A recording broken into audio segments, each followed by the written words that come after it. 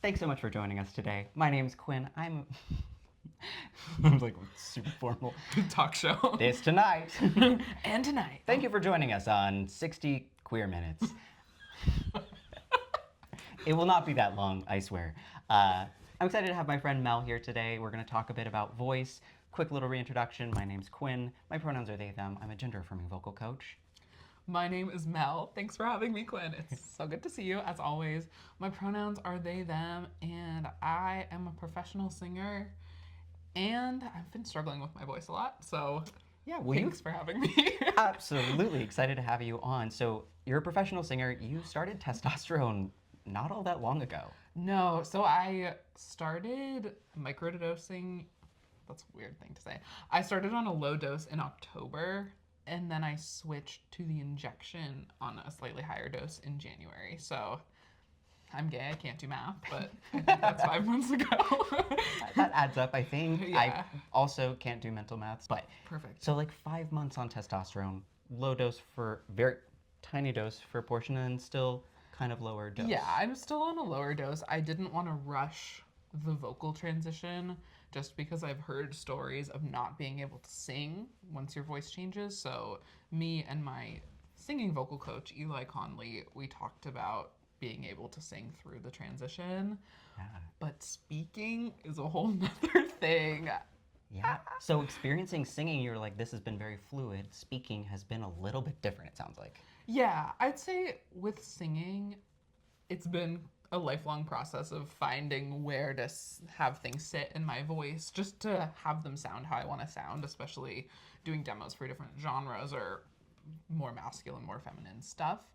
But speaking, there are so many social things that I default to that on top of learning how to use your voice, you're relearning when to use which part of your voice, and you have to be more conscious about it, which is crazy. Especially when you're like excited or in a historic space or like doing something that's like heavy problem solving like that as well, I imagine. Yeah. Yeah, absolutely. So in thinking of using your voice during singing, you're always very deliberate.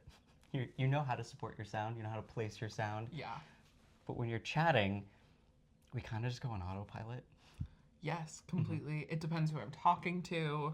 The code switching between being kind of a, respectful woman is so, and then being, casual with my friends. Yeah. It's so jarring. And now that I'm not perceived that way, I mean, people perceive me how they're going to perceive me, but if anything, I'm a disrespectful woman. And Good. Yeah, definitely not a woman, but if I was Yes, one, yeah. disrespect my surroundings. It's just like how society programs us. Yes. And so trying to undo that to not, be perceived more femininely. Yeah, especially when that's historically been paired with safety, the perception of safety, I will qualify that as. 100%. Yeah, so there's a lot of these knee-jerk reactions, a lot of motor skill, muscle memory that's tied to this whole habituated kind of pattern of speak. So when we're talking about like testosterone timelines and like changes in the voice, like you've been on testosterone for roughly 5 months, like the general ballpark of changes in the voice happen in like 3 main phases. Like, this is a broad brush, but typically in the first year you feel like several like bounds of fluctuation in the voice. Oh no. And that's normal. Like it's one of those things where if I could even go back in time and talk to myself, because there's points where you're like, have I broken my voice? Is there something wrong with me? Am I a ding dong and don't know how to do this properly? It's like, no, every voice that's been influenced by testosterone, chances are there's been some periods where they wake up and they go, I have no idea what's gonna come out when I open my lips. Yeah. Yeah. And so in thinking of like the fluctuations and changes that happen with your voice on T, especially since we are individuals who started taking testosterone a little bit later in life, the changes that happen in your voice happen mostly, broad brush, happen at the vocal fold level. And so thinking about the vocal folds, like, are you familiar with what they look like, what they do, how they function? So I actually got scoped yesterday. I Yeah. was very paranoid just because I've been experiencing what now I know is just tension, thankfully, which tension is a big thing, but could be much worse. So I got scoped yesterday. The doctor said I have beautiful vocal cords, which was the nicest thing I've ever heard. We all love good news at the doctor. Yeah, so it was crazy to see. Yes, it's so cool. And then did they make you make sounds while they were like showing you your vocal folds? And... Yes, she was like, go E, and I was like,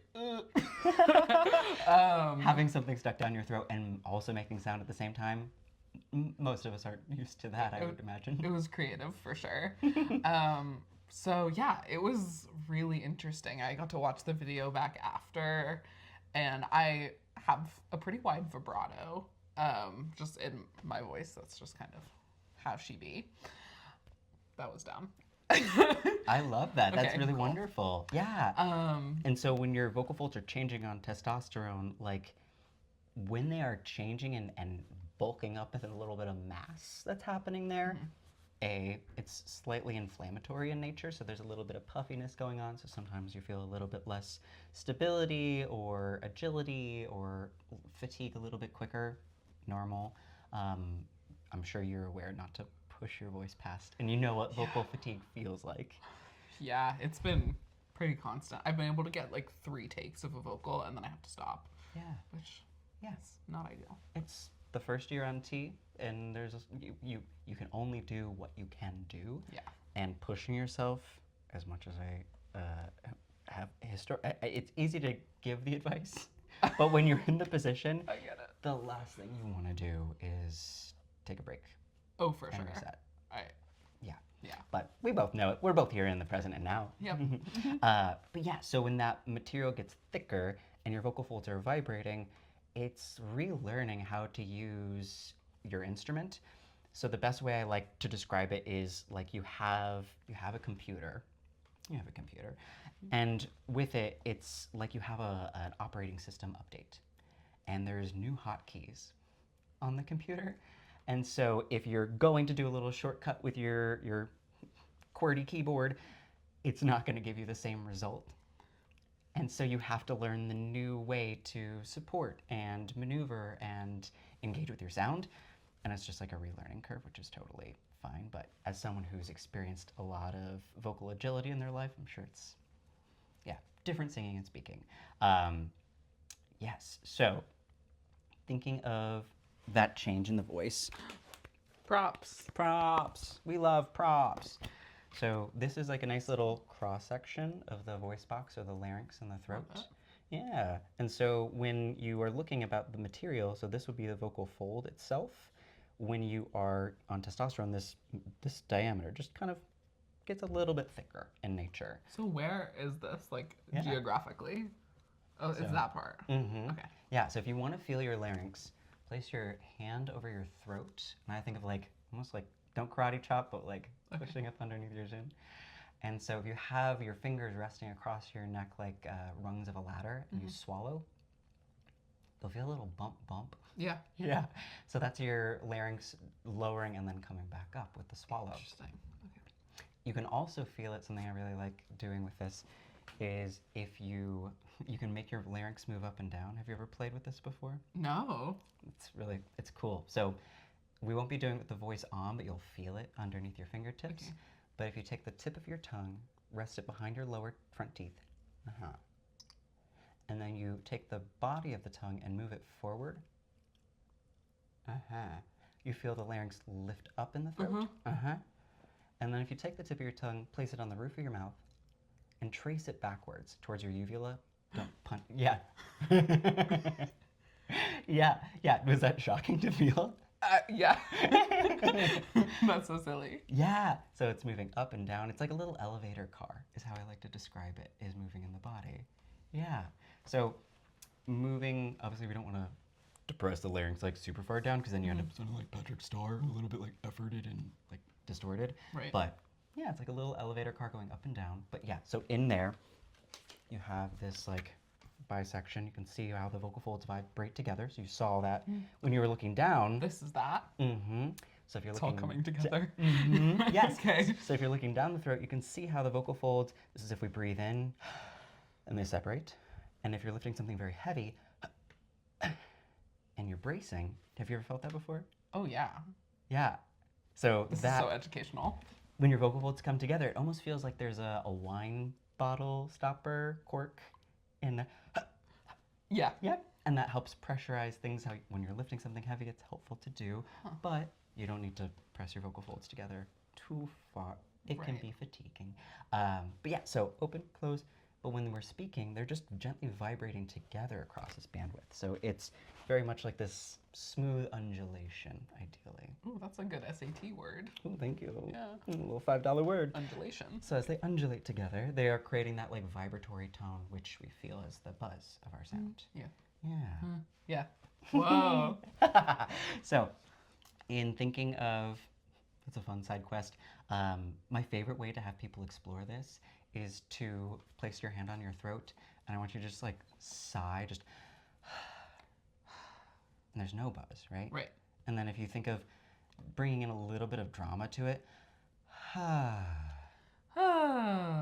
yeah, you can feel just a little tickle kind of come on. Right. Yeah. Yeah, so voice on versus voice off. Very kind of just a nice familiarization activity, vibe-wise. That's so good. Yeah. But knowing what it looks like and what it feels like in the body is called body mapping. And for neurospicy, sometimes it's really helpful to kind of have a mental picture, an accurate mental picture of what's happening in the body. It just kind of builds this connection that we're working on forming a deeper connection with. That's Yeah. really cool. I've never thought of it that way. I am someone who gets really grossed out by like being a human and having a body. Like just I get claustrophobic in my own skin by thinking about my organs, but this is really helpful. I'm glad it's not overwhelming. No, in any way. this is great because I need to know this as, you know, A vocal professional. we figure this out. Yeah. Yes. And as you kind of think about this, like you said, you have muscle tension in your voice. Relatable.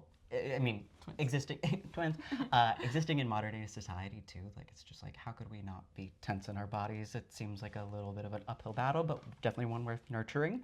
But something that I remind folks, and it's easy to say, again, advice is easy to give, but always helpful to follow. Work less, get more with your sound, even when speaking. And so I might today say things like, can you do that with caring less about it, or throwing it away, or like doing like the worst round you can imagine? Just thinking of like just going to an 11 of like trying like not at all, just to see what does follow. Because often it helps us kind of dial back how much we have perceived we need to do.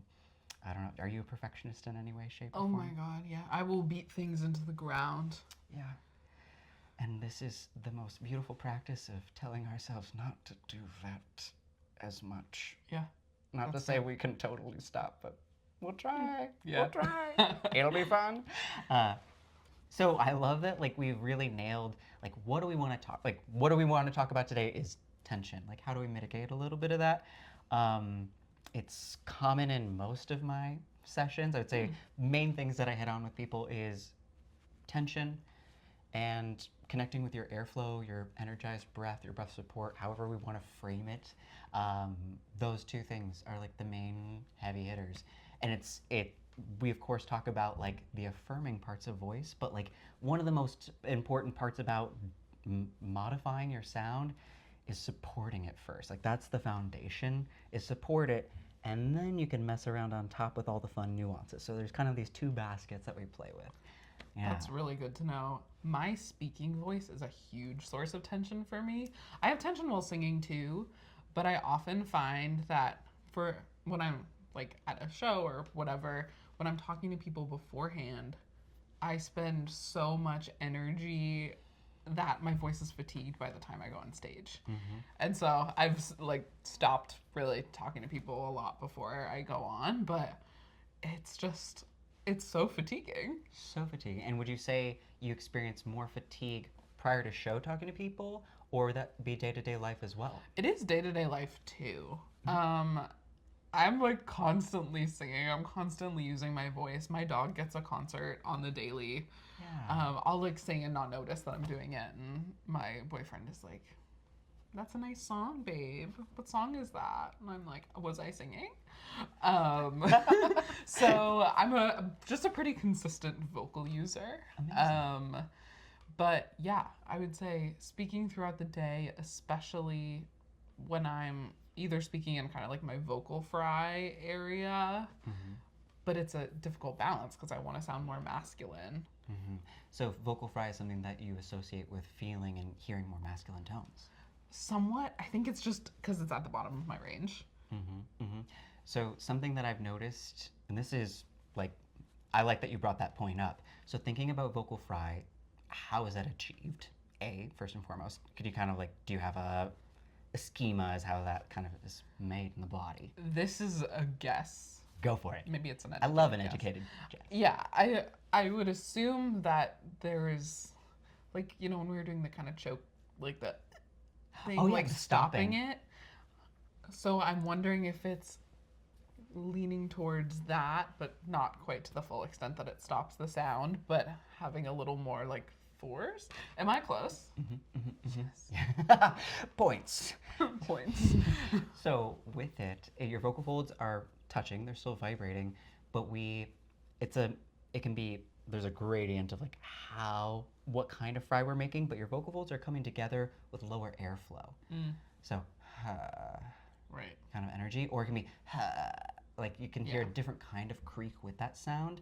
Vocal folds are coming together, and it's just undersupplied with air. Because if we had more air going through it, it's gonna sound a little bit more buzzy, Right. but tone kind of centric. Yeah. Yeah, but and I think this is my educated guess on this part, because a lot of folks I work with really love vocal fry and hearing it in their sound.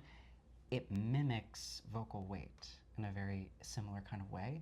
So when our vocal folds thicken and there's just more material kind of vibrating rather than just like the thinner pre-T kind of sound, Right. when we have this like heavier material or wider band of material touching in our throat, we get this kind of buzz with our sound.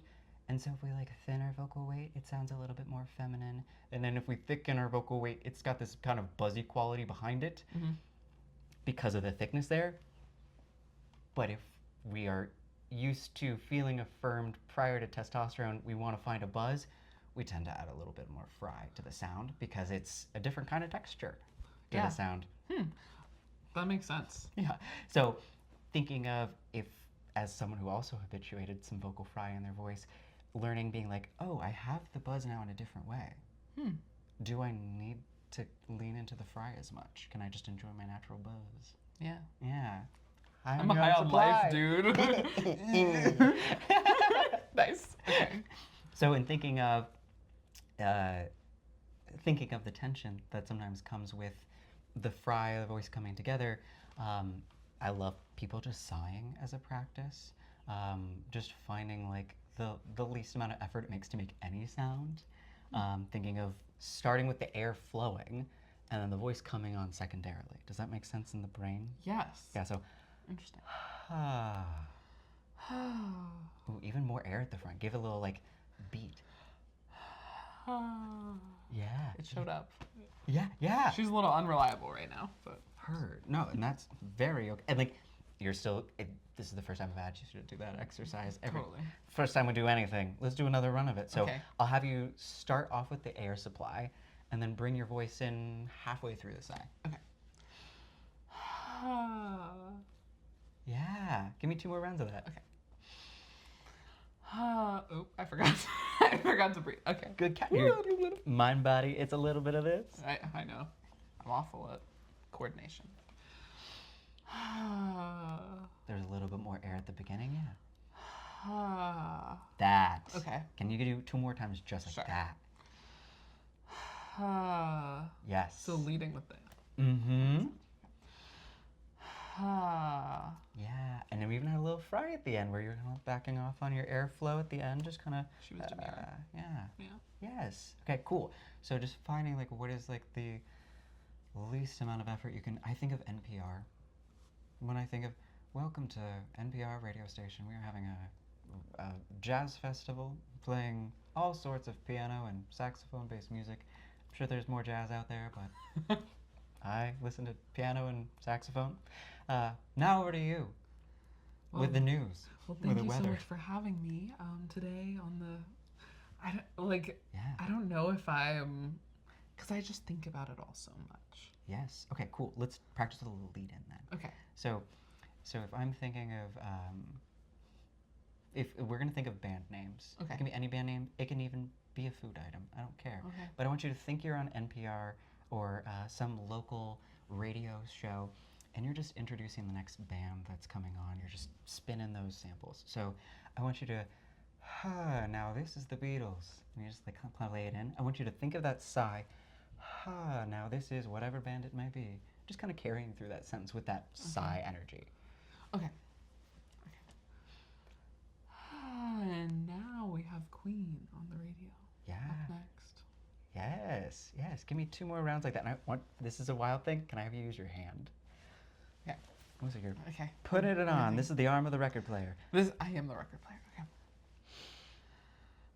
And up next we have Dancing on the Wall by Muna. Yes. Wonderful. And another Okay. one. I have to think of band. Okay. And here's Corn. Yes. Okay. Yes. Wait, here's Corn. That was a really nice full tone. It wasn't even like whispery. It was just very balanced and smooth, dulcet. Yeah. Here's Corn. Yeah. Here's Corn. Yeah. Yeah. Yeah. So up next we have the Flaming Lips. How about that? Can you give me that one? And up next we have the Flaming Lips. Who's that? Who's the Flaming Lips? I love this. Yes. This shows our age gap. It's fun. Do we have an age gap? Yeah, I'm 36. I had no idea. That's so silly of us. Wow. It's like, Yes, right? okay. And here's. But that was great tone. That's the kind of tone I'm talking about. Yeah. And here's the Flaming Lips. Yes. So when you're doing this, you can feel sometimes the rounds are like a little bit breathier, a little bit more aspirate sounding. And then sometimes you find this, it's almost like I feel it or think of it almost like this like click into this balance. Well, here we are, and now I feel it's silky, smooth, velvety kind of tone. I'm just kind of like a babbling brook of airflow. And so starting with that airflow, feeling it kind of click on with that sigh. Oh, yeah, okay. And here are the Beatles. Yes, yes. I love that song. I love that song too. How about David Bowie? And up next we have. Bring your voice on for that sigh. And up next we have David Bowie. That's the balance. Yes. Okay. Yes. Give me the same thing, Pink Floyd. And up next we have Pink Floyd. Yes. Yes. Okay. How about Rolling Stones? I forgot to do it. Okay. You're good. And up next we have Rolling Stones. Yes, yes. That. Do you kind of feel that connection? Right. It's not quite like it's like it's already there. Yeah. Yeah. Yeah. So that's you giving your vocal folds all the support they need. They're not going to the fry space where they're like, you sound like the Wheel of Fortune kind of like thing. Yes. You're just fully supporting your sound. You've got a nice buzz to your tone. You're enjoying these changes on T. Yes. It'll continue to get buzzier, but we're not pressing the vocal folds together, and we're sure making we're being mindful about supplying with that airflow from beneath. Just keeping them buzzing with they don't want to bully each other and beat up on each other. They just want to jam. They just want to vibe out. That's Yeah. cute. I keep like holding my breath. I'm like, and then I'm like, breathe. Yes. Okay, so what I want to bring in, actually, I didn't intend on doing a vocal exercise that early. I want to connect with your body. Okay. In a consensual way that we will be connecting with our own bodies. So what we will be doing is a few things that I find really helpful to relax prior to using voice that kind of engage with our breath, a little proprioception, because like you said, like as the neurospice, like sometimes we're off on a channel here and off on a channel here. Full on dissociation, not uncommon in the trans populace. What is a breeze? I'm a professional dissociator, so yeah. We're gonna bring these worlds together. Okay. And so in thinking of connecting with that, my favorite thing to do is starting off with just a side body stretch.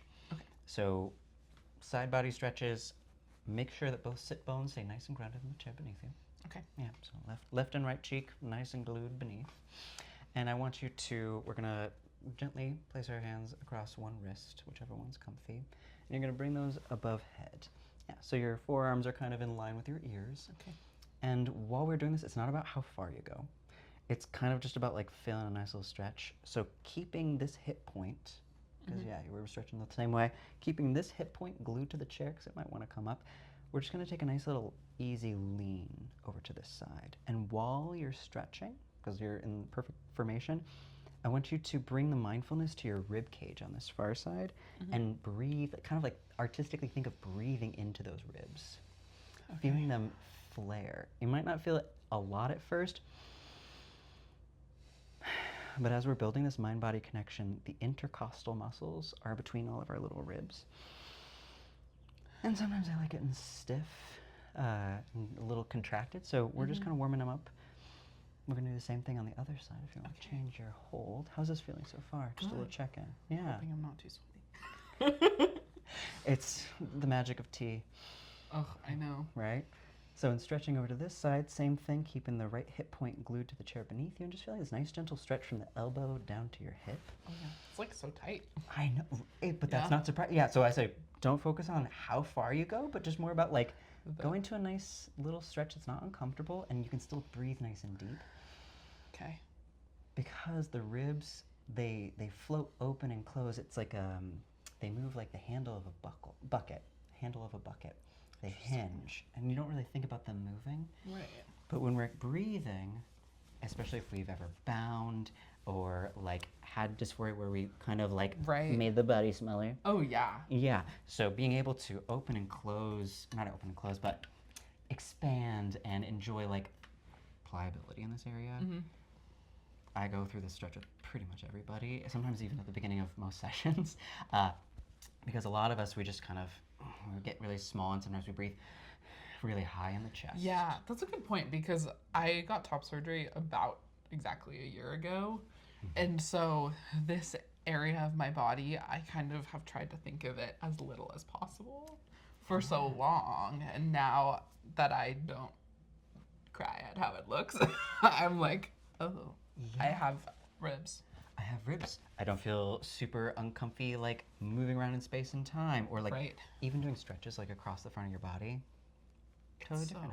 Yeah, so this is really cool. I actually haven't taken the time to be like, oh, hey ribs. Check, hey intercostals, Yeah, what's up? What are you doing? Hey, hello buddies. You're there. Yeah. Do you find yourself breathing high into your chest? Definitely. I have to consciously think about taking the stomach breaths. Yeah. When you think about it, can you tell me how you frame that in the brain? I think when I started voice training when I was 7. So shout out to Lisa. Love you, Queen. So she would say like filling up your stomach like a balloon, and Eli says this too. Like, so I think about my stomach being a balloon. But yeah, think of a balloon down there as a really wonderful visual. Yeah, and I'm very like, I don't know. I'm so specific in how I think about things, but that enables me to be like, okay, there's this other thing that I'm filling up. It's not necessarily consciously part of me, but it works. Yes. Yeah. And I like that, like, it's connected to your body. You're kind of thinking of like filling it up. 'Cause sometimes people think of belly breathing or diaphragmatic breathing as just like pushing your stomach out. Right. My favorite way to remember this is, so the diaphragm lives underneath our rib cage, just nice little, it's when it's relaxed in this dome shape, if you will. When we breathe in, the lungs are basically, they're pretty passive. They accept air into them. So this diaphragm pulling down pulls the air into the lungs. So our lungs don't do much.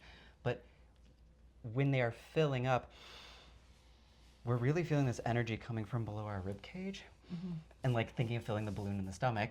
I like the visual. Right, we are connected on this balloon thing. Yeah, and so with it, thinking of the, Barbara, those aren't snacks. Oh, wow. They're not snacks. I'm so sorry. We'll get crunchies later. Nice helicopter though. So cute. So precious.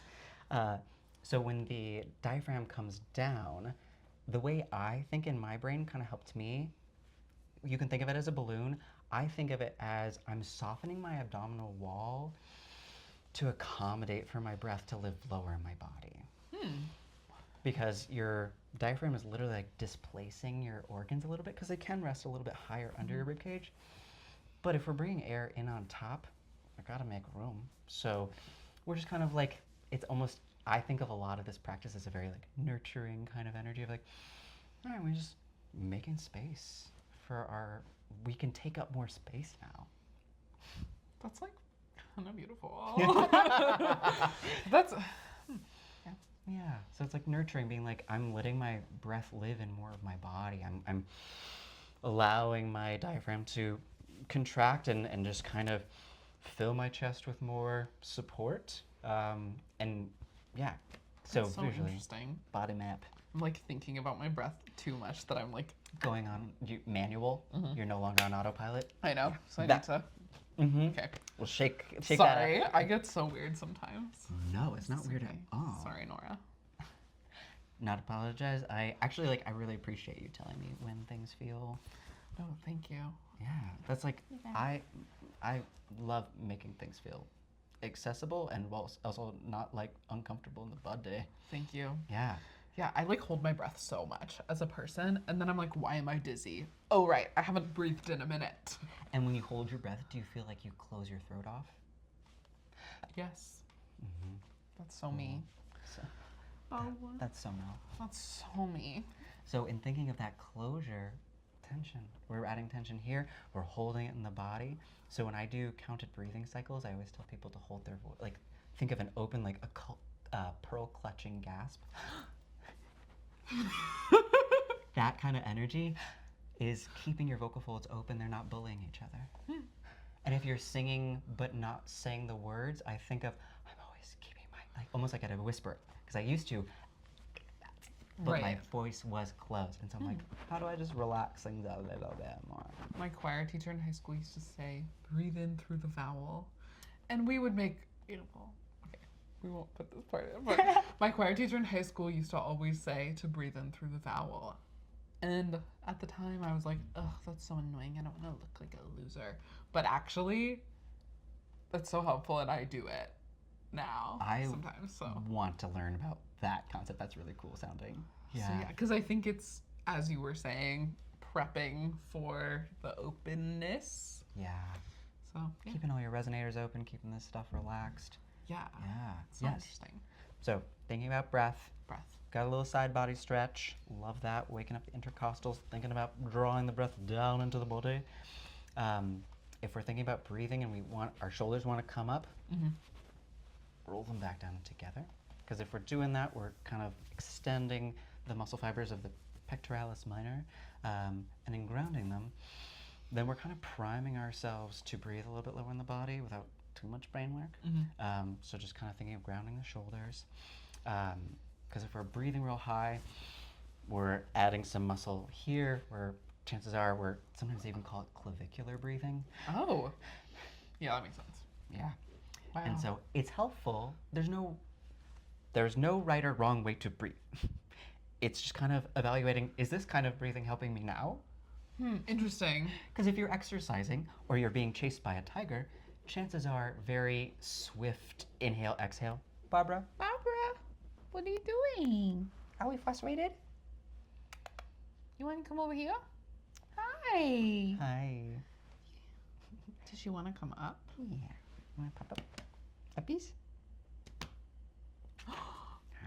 That was so Good girl. amazing. So Barbara's going to help us talk about there's no right or wrong way to breathe, okay? Okay, Barbara. So there's no right or wrong way to breathe. It's really like, is this way of breathing right now is helping me? And so if you are doing something physically active, like running the mile in gym class or being chased by a tiger. Like, Right. That's more likely. No, I'm kidding. thinking of how you breathe for that, it's very swift inhales, and we're getting air in and out of our body very quickly to oxygenate ourselves.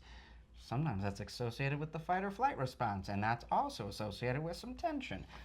Right. So, but in thinking about how we're breathing on the day to day, we might not need to breathe as high in our body, but we're habituated to it. Mm-hmm. So by relaxing our shoulders back down and together, we're kind of extending the muscles here and priming ourselves to breathe a little bit lower into the body, which can be pretty handy, as well as like nervous system regulating. That's true. I'm horrible at that, especially being a trans person right now. I'm trying to kind of draw as little attention to myself as possible when in public, and I'm on high alert. I'm, just always kind of on high alert. Like, Yeah. that's just who I am. That's understandable, especially these days. Yeah. And so when you're practicing, it's always easier to practice at home. Yeah. Or like I'm hypermobile, so I'm mindful about how much yoga I do. Smart. But if I'm doing yoga, I definitely pay attention to my breath cycle to kind of just, again, further this connection, or meditative apps before bed. Oh, interesting. Yeah, like progressive relaxation, body kind of narrations. Really, really great for like getting in touch with like how you're moving your breath in and out of the body. That's so cool. Yeah, so would recommend. They're so fun, or I wouldn't say fun. They're very lucrative when getting in touch with that kind of pattern. So in thinking of the breath, so yeah, are we breathing high in the body? Are we relaxing it a little bit lower in the body? Kind of using that as a warm up. I always like starting off with those kind of things in any session or any practice thing that I'm doing for myself. The second thing that I like to play with is how much tension is in the jaw and the tongue and the face. Ooh. Yeah. Probably a lot.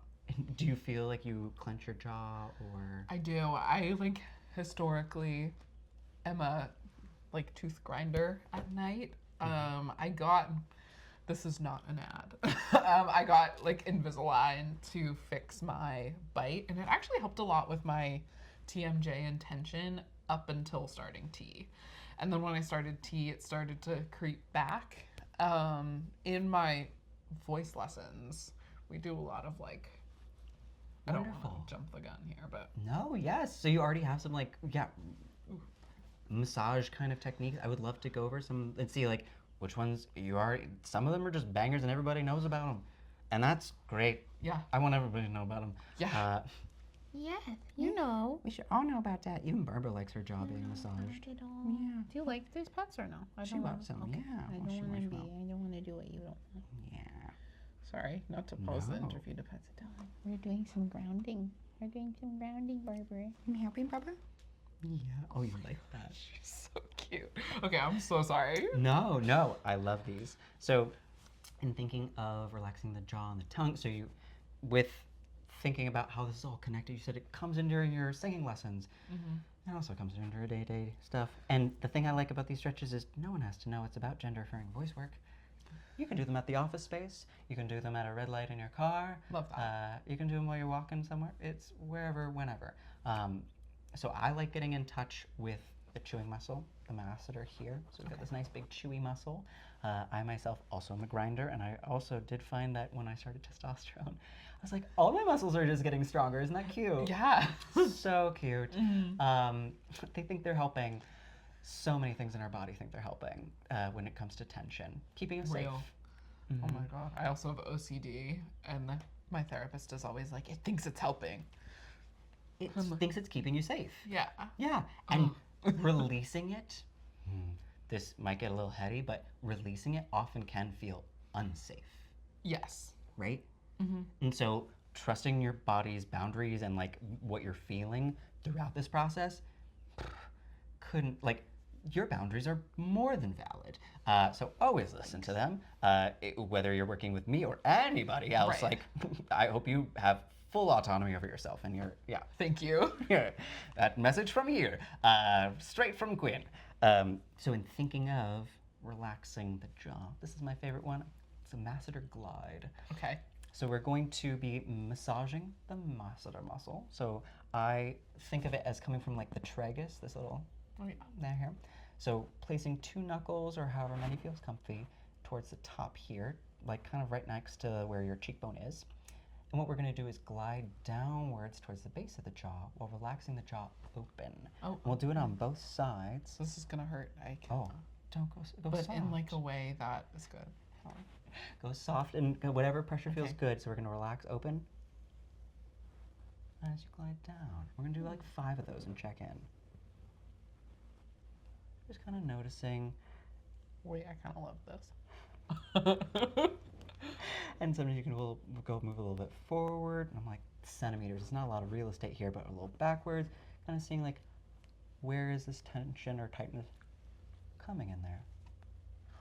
Hi, baby. You've been chosen. Blessed. Oh, she I'm feels you so relaxing fun. already.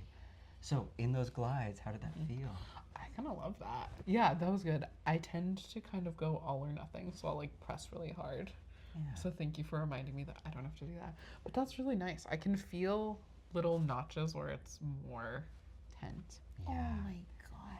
They're all tensing up, and now you get to release a little bit more of that. I also really like, so main chewing muscles, masseter, temporalis. And so just like massaging them, I like doing little, my face is greasier, so it's great for a little Love it. lubricant there. The sweat with the like. Yeah, but just massaging the temporalis muscle also really is just so lovely. This is Yeah, nice. so little circles or little glides.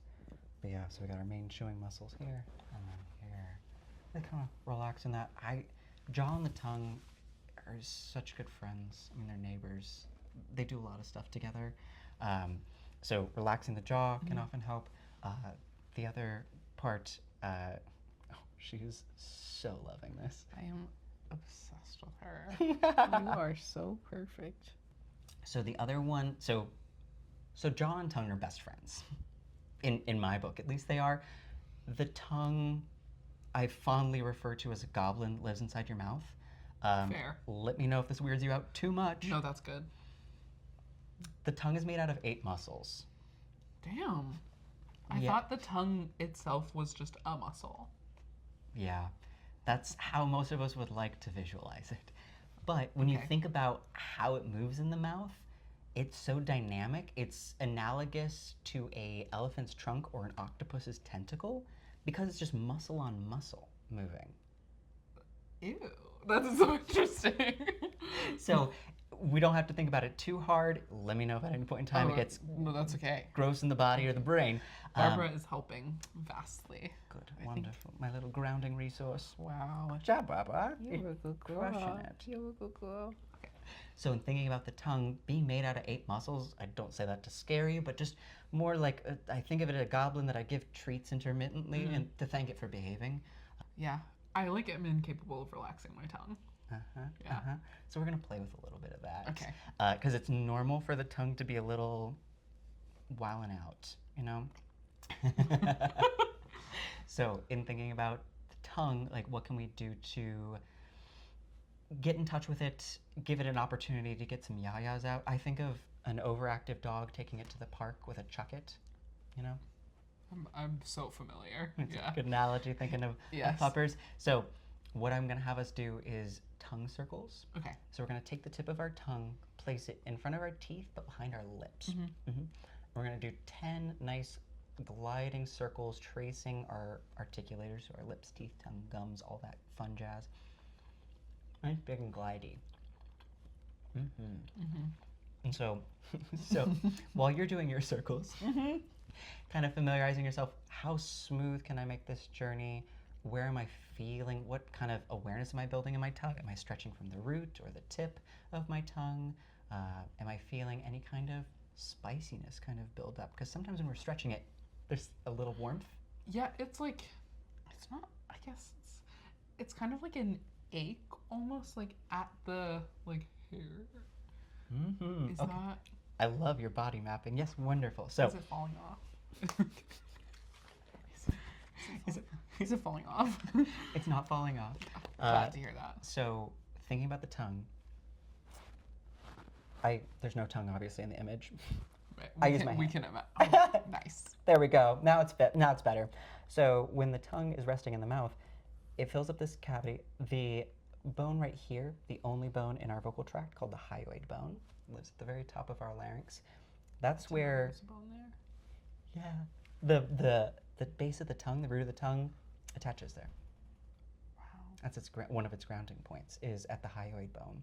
And so when you feel this stretch forward, you might be feeling just like a stretch from the root of the tongue, because that root is maybe just a little bit tighter back there. Yeah. Yeah. That's And so interesting. And when you're doing those glides, you probably feel your larynx move up in your throat if you were to touch there. Maybe ever so slightly. Yeah, a little bit. Yeah. Yeah. Yeah, so moving your tongue forward, kind of exploring this part, we're stretching the whole body of the tongue. I imagine giving the front of the tongue a little bit of a hobby, and then really finding the stretch from the root of the tongue is great.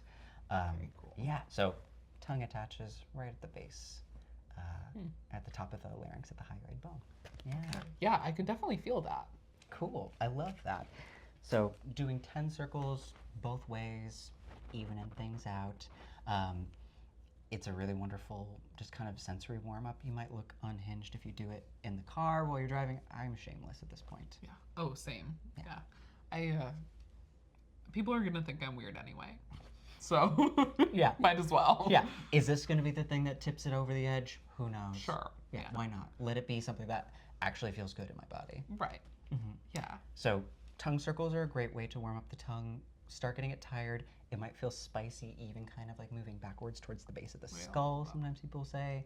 Other people do the exercise and they say, I don't feel anything at all. I go, great, what a wonderful tongue you've got. Yeah. Great relationship. Okay. You Yeah. slayed that. Slayed, yes. Hmm. So tongue circles are a wonderful way to warm that up. Stretching it on out, because if we're tight down here at the base, we're just kind of like, we have less pliability, less flexibility overall in our vocal instrument. One that you doing good, Baba? I want to support your booty so you don't fall off. She's like, I'm having a great time. I hope so. I don't want to be rude to Barbara. Oh, sweet girl. So, and I think maybe we'll take a little, after I do this next activity with you, we'll take a little break and then we'll move into like more like exercise-y oriented things. Yeah, sounds good. So I want to move into, the things you might already know underneath the jaw. Yeah. So in thinking about the tongue, so the next thing I want to so tongue tension, it's a thing.